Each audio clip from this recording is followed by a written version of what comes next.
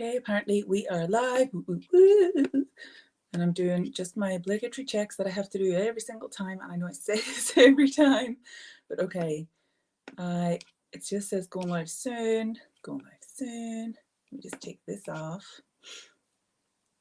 And let's hope that this works. Man, it's not showing up. Crossing fingers, crossing fingers. I wonder how long the delay is. So let me hit watch live. Okay, there I am. Phew. Phew. Okay. Hi, Sandra. Hello. Welcome. Nice to see you.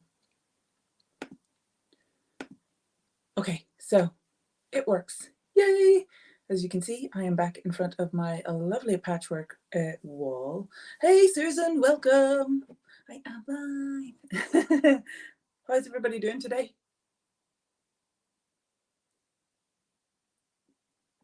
Excuse me while I drown the last of my tea. But I've drunk my tea too fast and I'm very hot. That's the only problem with that.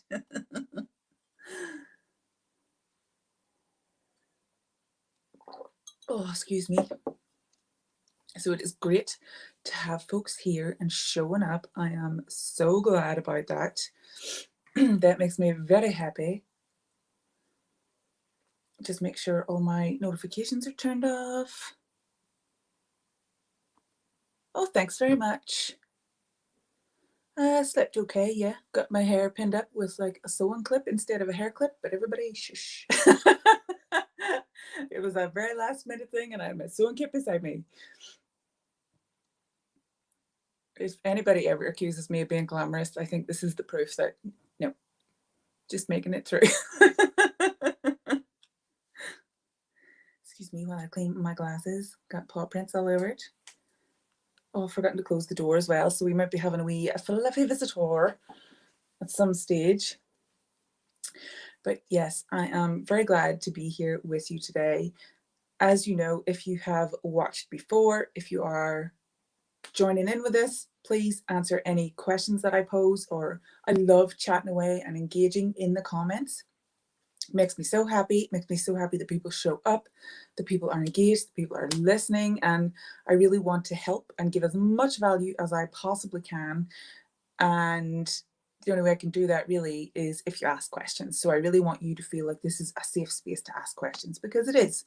I really worked very hard cultivating our wee group and the YouTube channel so that it is a safe place to ask questions or whatever. That's why I love our wee group, and that's why I love going live every week, Monday and Friday.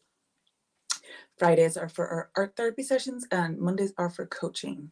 So thank you, Susan. Susan says hi. Even if you're watching replay, give me a hashtag replay, just so I know that you are getting engaged, that you're excited to learn these things, that you're excited to implement them and really improve, that's the word, improve your life. That makes me happy that you are at that stage. Even the fact that you made it to the point where you're thinking about introducing all of these actions and tips to help you feel better and improve your mental health and just improve your overall, my word, I can't speak today, overall well-being. That makes me very happy. It's a big step and it should be celebrated, because you are so much further along the path than millions of people out there. And yeah, it's important that you recognize that you are doing a good job. Even if you feel like you are struggling at the minute, you are still showing up and you are still really trying for yourself. And that's big. That's good. It's good that it's happening. And today's topic I didn't choose. You guys chose in the Facebook group whenever I posed those topics over the weekend. I thought that dealing with unhelpful thoughts and figuring out what actions to take whenever they just keep showing up would be probably one of the most beneficial things for you to learn and to start implementing immediately. It's going to be so good for you. And it never seems to fail. If you are trying to concentrate on work, or if you are trying to focus on just something that you, in your head, you're like, this has to happen, but your mind is just away. You just way off to a completely unrelated topic. So just as an example, I was even trying to get to sleep the other night, and I was trying a new exercise where I was imagining me like acting out like a movie clip of me achieving a goal. And like, didn't my mind just completely disappear, and away I went on holiday. And I was like, Claire, focus. And I just could not focus at all. And whenever I talk about unhelpful thoughts in this particular training or Monday masterclass, I'm not talking about intrusive thoughts. I'm just talking about unhelpful thoughts that are distracting you from feeling your best and doing your best and trying your best. So just another example could be like you're going out on a first date, but all you can think about is how horrible your last few dates have been. Like, that is a prime example of unhelpful thoughts, and I'm going to explain why just right now. So what you do here, whenever you go into something like a first date with the expectation that it's going to be crap because your last few dates were crap, what you are doing there without realizing it, and I really want you to know that this is completely natural, it is the way our brains are wired, it is just how it works. What you're doing there is priming your brain, and most notably your reticular activating system within your subconscious, to find reasons to support your thought that this date is going to be awful. So you'll be having thoughts like, oh my God, he didn't shave his whatever, he didn't tie his tie, he didn't button his buttons all the way to wherever. You will go and you will search these, but you're not doing it consciously. Your subconscious is going and searching for these reasons to support you already thinking like, this is going to be crap. And what that does is it turns it into a self-fulfilling prophecy. And just, I would give the example that I had at the start of the year whenever I was I've been working very hard on trying to gain more energy, just testing. It's a matter of trying and testing and failing and trying again. But there was a period where I was afraid to do things for fear of having a seizure. And I know I gave this example, I think it was last week or maybe the other week, and I know it was to you, Susan. But just because you had a seizure yesterday, Claire, does not mean you're going to have a seizure tomorrow. That's like saying just because it rained yesterday means it's absolutely going to rain tomorrow. And you don't know that. Well, if you're in Ireland, you know that. But like, if you're in Macedonia, you don't know that.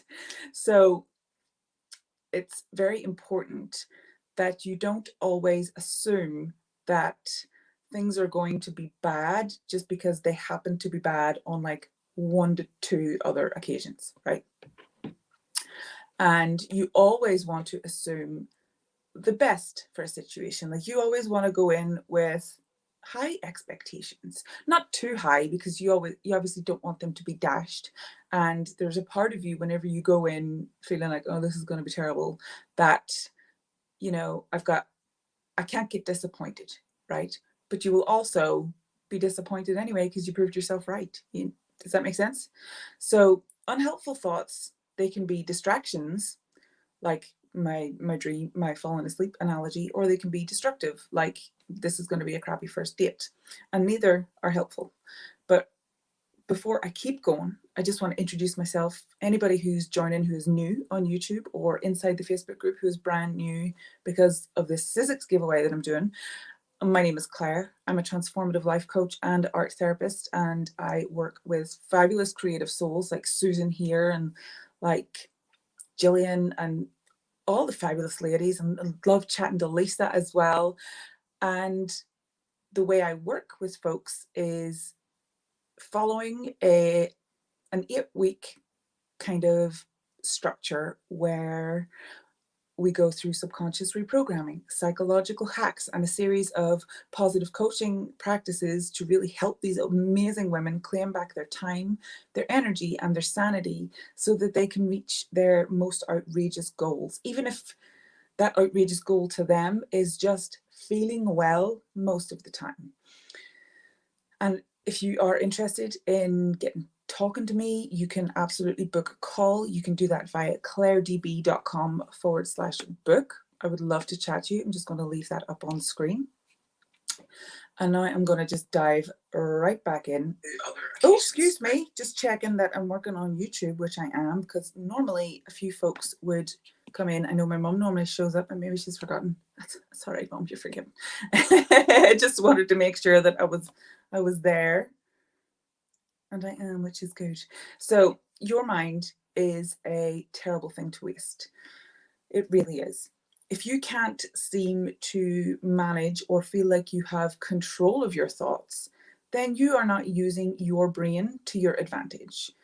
Imagine how powerful you would become if you could ignore or replace your negative thoughts on a daily basis.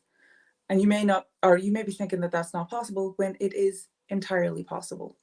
I have gone from someone who thought, or I just ran on automatic negative thinking where it didn't even register to me that that's how I was living my life until I had a breakdown. And now I live on automatic positive thinking. Now, that doesn't mean that things are positive 100% of the time, but it does mean I know exactly what to do on those crappy days to make sure that throughout the day, 90% of my thoughts are positive and 10% is the contrast or the crappiness that we have to just exist in, the reality. And you can accomplish so much more and get greater enjoyment out of life whenever you really place an importance on managing your thoughts and doing those things like meditating and journaling. And, meditating is nearly always the answer. I promise you. Feel angry? You should meditate. Feel sad? You should meditate. Feeling really negative? You should meditate. Feeling like you can't focus? You should meditate. Like, it really does so much for us because it quietens our mind. It's it's not stopping the thought, but it is allowing you to exist in a space where you accept all of your thoughts without judgment, which is the most important thing. Whenever you release the judgment attached to the thought, you will be amazed at how much relief you feel. And I want to just share a few strategies for how to manage thoughts that may come into your brainium that just don't support you on your best, most productive, and most happy path. Okay. So the first one is maintain space between you and your thoughts. It is important to remember that you are not your thoughts. That is not who you are. And I know I've used this analogy a bajillion times, but our brains are like computers and they just collect information. And that is opinions from other people, perspectives from other people, false opinions and false perspectives from other people, facts, fiction, lies. It collects everything. And it will shoot out information to you, whether it is true or not, as a processed thought. And it is up to you. Hey, Becca, welcome. And it is up to you to discern whether or not this is a thought worth thinking. And it is really important to remember that you don't have to engage with your thoughts. You don't focus on every person that you see, or every tree that you see, or every single car that you pass when you're driving down a road. Excuse me. The same applies to thoughts. Most of these things pass through your awareness without you having to pursue them further at all. And you can do the same thing with your thoughts. You can allow them to simply pass on by. And if I get, excuse me, I'm just going to take a wee bit of water. I haven't spoken much today. Get a bit froggy in the throat. So, as I have said, meditation before, not in this particular training, but whenever I've spoken of meditation before, and the misconceptions that people have about meditating. They think that meditating is stopping your thoughts or clearing your mind completely of thought, when that's not it. And I love to use the analogy that it is like a big 4 to 5 lane highway, and it's your thought is every car going up and down the lanes of traffic. And that's just all of your thoughts, all of your thoughts. And what you do whenever you're meditating is you pull over to the side of the road and you get up high on a bank and you sit there, you get comfortable on a blanket and you just watch the cars passing by. You're not judging them by the color or the state of them or how new they are or how shiny they are. You just allow them to pass on by. Your thoughts are simply something that you experience. You're not your thoughts. And if something doesn't serve a purpose in your life, you can absolutely ignore it. And tell me this, what is the point in dwelling on something that has no bearing on your life really? It is not a fact. You have no way of finding out if it's a fact and you have no control over it. I really think that focusing on thoughts like that is a waste of your energy. And as a spoonie, I know you know how vital a resource and how scarce a resource energy can be for us.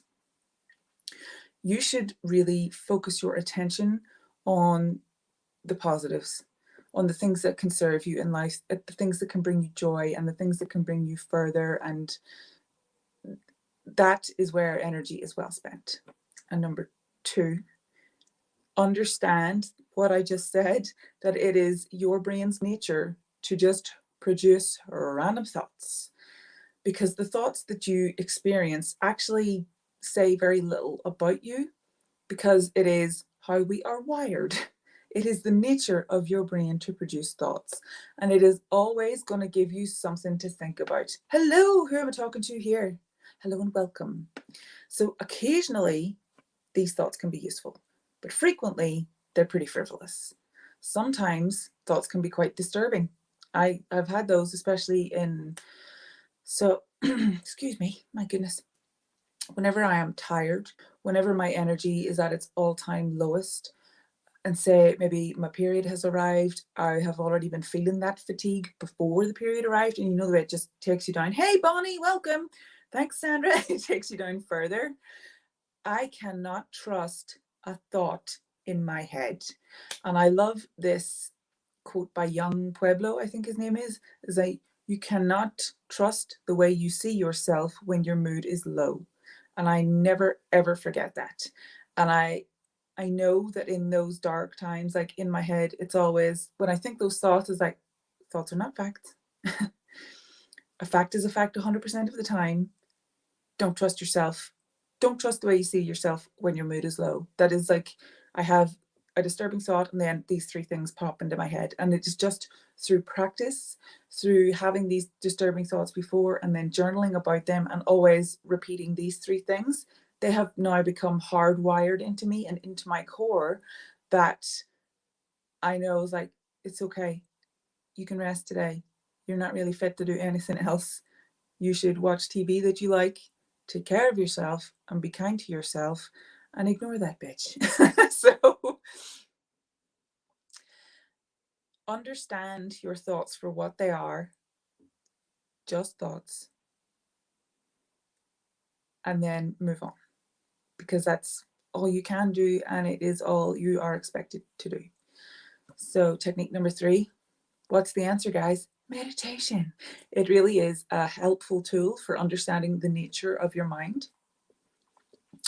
So I would say, just upon that misconception I was referring to earlier, when people think it's about emptying your brain of thoughts, or emptying your mind of thoughts, emptying your brain. Yeah, anyway. So I think that the first thing people tend to notice whenever they meditate is just how random and restless their mind really is, because they can't seem to focus on the breath. And what I would say, especially if you're a beginner to meditation, is that's okay. It's okay. Whenever you have a random thought come in, you can thank your brain for the thought. Honestly, it may feel strange, but just say thank you. But I would like to focus on my breath right now. And I love the visualization, excuse me, I can almost pronounce it, of gathering the thought up in like a picnic blanket. Like, so I'm sitting on a picnic blanket watching these thoughts, but there's another one beside me and there's a cardboard box there too. And I wrap the thought up in a picnic blanket, stick it in the box, stick the box on a cloud, and then just shoo it away. And it's up there, and I can reach for it anytime I want it if it's something that I need to refer back to. But I just say, thank you for the thought, and I just let it go on its way. Hello, Mom, welcome. So whenever you get those thoughts and you shoo them away, all you have to do is get back to focusing on breathing in and out. That's all you have to do. And your brain can wander a bajillion times, and all you have to do to bring it back is to focus on breathing in and out. And if you are struggling to do that, if you're getting annoyed at yourself, it means that you are judging yourself. And it's very important that you let go of judgment. Understand that it is our nature.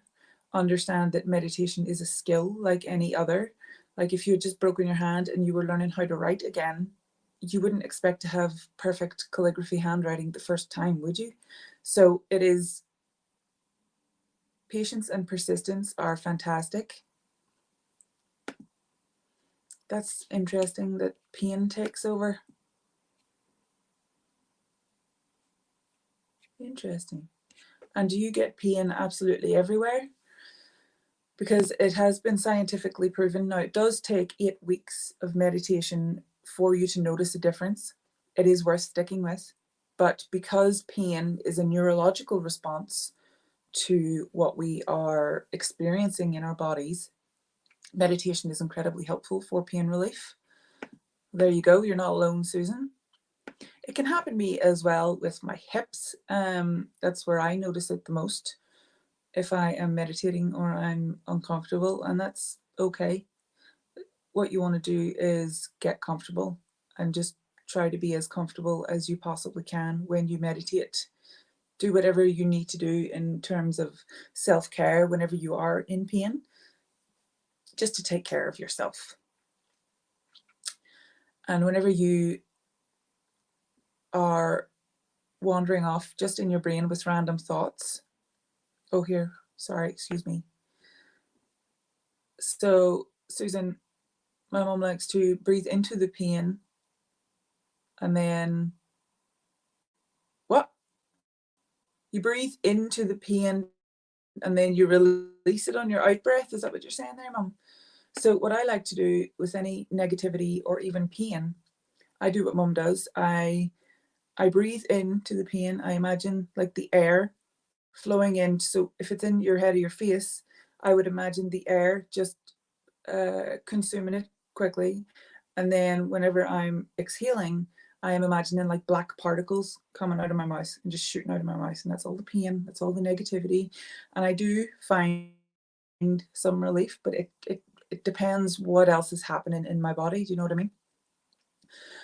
But if you're not dealing with pain and you're just maybe fuming at your boss or randomly wondering what happened to the people you went to high school with or making a mental grocery list, all you have to do is redirect your attention back to your breathing. And fourth tip for managing unhelpful thoughts is that you can focus your attention on a thought of your choosing, that you choose. You can think about anything you choose to think about. You can think about riding a flying bicycle, eating a lemon or a cake, what you need to accomplish today, or things that bring you absolute joy and happiness, like kitten videos, kittens being adorable, your niece or nephew making you laugh.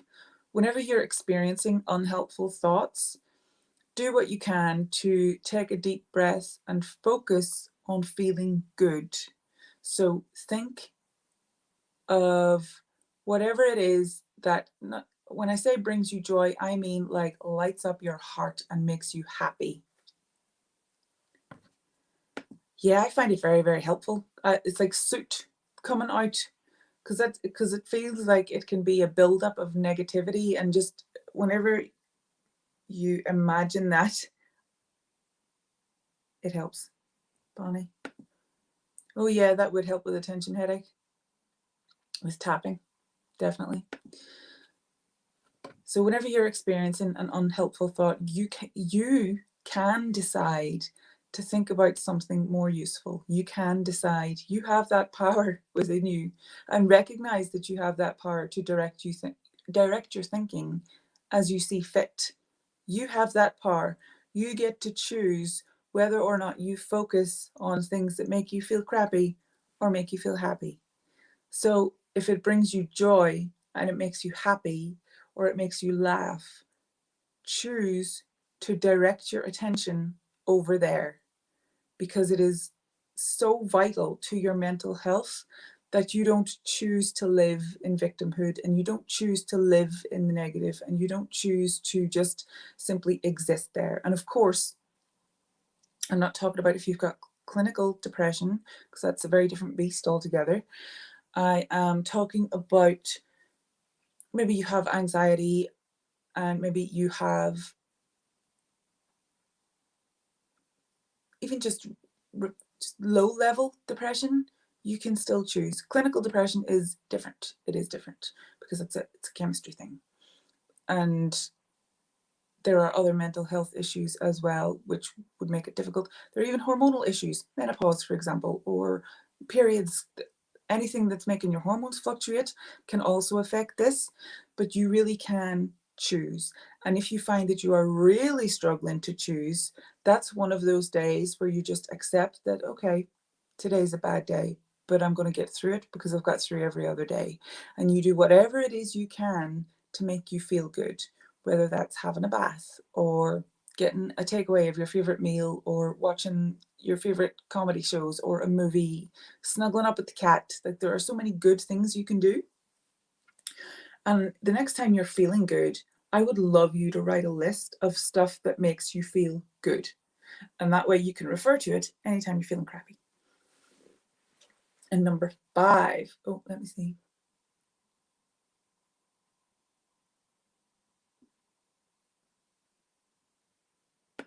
Oh, sorry, folks, I was just reading. Bonnie was saying that, she put it up too. Yes, it can be like, yeah, if that's where you find strength, then yeah, that'll also work. So number 5 for dealing with unhelpful thoughts is to apply logic. So poor thinking will lead to poor decision making. And when your thoughts are leading you astray, just use your logic. Ask yourself what a sensible person would do in this situation. So I actually always imagine that I am one of you, or I always ask, well, what would you tell your spoonies? And my mum always, like, after I remember that, my mum's like, well, what would you tell your spoonies? So I have to kind of remove myself from myself to figure out what I would actually say and what would make the most sense. So I also would imagine, instead of talking to myself, imagine that I am actually saying this to my best friend, because I'm obviously going to be a lot kinder and a lot softer, a lot more accepting and a lot more understanding to someone else than I am myself. And that's true pretty much for all of us. So what is a logical, intelligent decision for you to make in these circumstances? What would you advise your friend to do?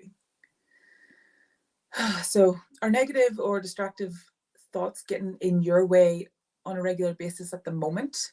If so, you're not alone, because the human brain loves to stay active and will just wander from one idea to another if you don't take control of it. And the key is to focus on what you intend, what you want out of life, the positive things that bring you joy and happiness. And there are times in life, especially when we're going through hard times, where it is absolutely fine for you to avoid reality and just live in a world where you feel joyous and happy and you've succeeded at what you want to succeed at, and you manage to avoid getting involved with too many random thoughts because you allow them to pass, and your days are joyful and you hardly have a negative thought, and you can exist in that world. The importance is to feel good. Your job is to feel good. So chase the feeling, and then the positive circumstances will come.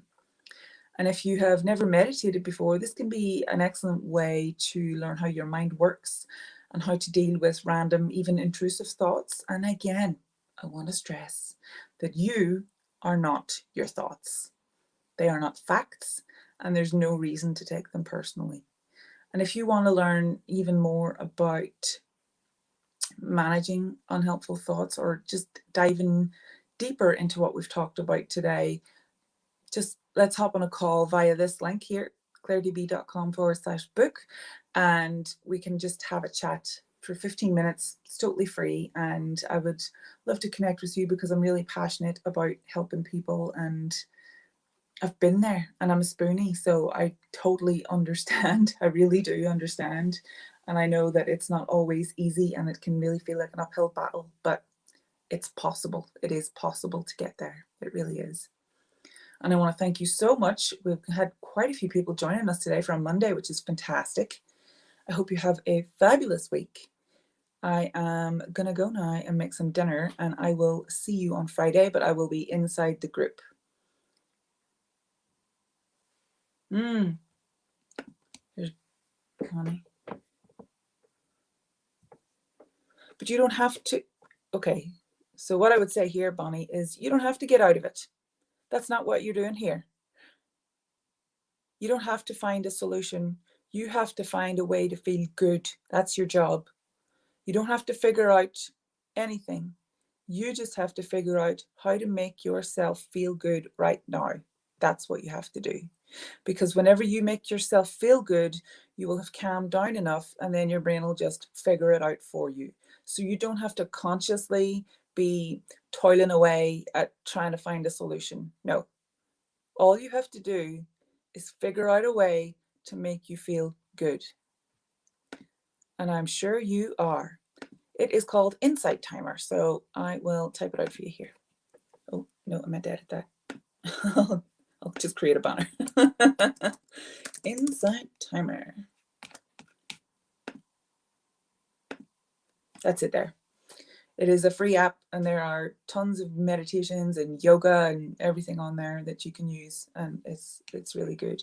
And you can have meditations from like 5 minutes to an hour, 90 minutes, whatever. So yeah, works really well. I use it a lot. And yes, as long as you don't try to find a solution to every problem, because it's not your job. Your job is to feel good. Your job is to enjoy life. You absolutely will be able to do it. You will. All you have to do is just pay attention to how your breath feels as it travels through your nose, goes down your airways, and then as it travels and leaves. And that's all you have to do. And then keep getting back to that. And I find that guided meditation is so much easier to do than doing it by yourself. But if you've done enough guided meditations, then you've already got the scripts pretty much in your subconscious, and you can call on them anytime. It becomes so much easier with practice. It really does. So I want to thank you again, and I will see you on Friday. Bye.